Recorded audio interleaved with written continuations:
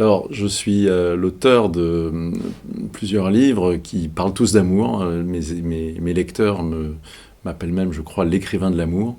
Et mon livre le plus connu, N'oublie pas que je t'aime, est dédié à ma femme disparue suite à une erreur médicale à 35 ans. Et j'ai donc élevé mes petits garçons, des jumeaux qui avaient 4 ans à l'époque.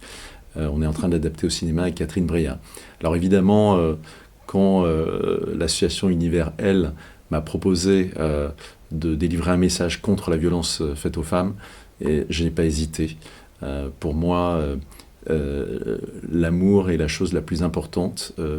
Il peut durer toute la vie et même au-delà de la vie. Et il n'y a pas de fatalité à la violence. Je crois que aujourd'hui, la mobilisation des femmes contre les violences sexuelles ne suffit plus. Il faut aussi que des hommes se lèvent. Il faut aussi montrer qu'il y a des hommes qui croient en l'amour, qui sont sincères, qui sont romantiques. Et donc il n'y a pas de fatalité à ce monde de violence.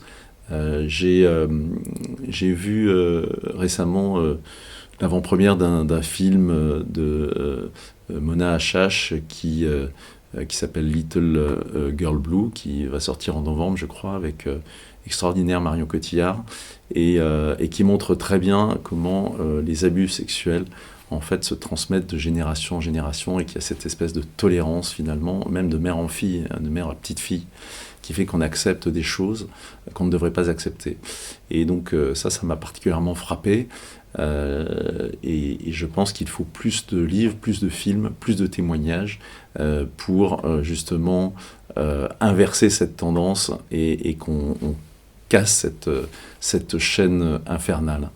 Moi, comme Romain Gary, j'ai toujours écrit sur l'idéal féminin. J'ai toujours écrit sur l'amour comme force indestructible. Et je pense que c'est comme ça qu'on pourra délivrer un message d'espoir aux nouvelles générations.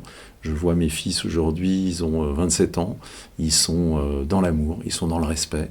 Et je crois fermement que, comment dire, comme disait Barjavel, la joie partagée d'un amour entre un homme et une femme, c'est en réalité une joie démultipliée. Et c'est comme ça que chacun pourra apporter sa pierre dans ce monde, de façon à ce qu'il devienne plus tolérant et plein d'amour, pour que cette violence s'arrête, et qu'on puisse être dans les années qui viennent dans une meilleure sérénité entre les hommes et les femmes. Eh bien, mobilisez-vous tous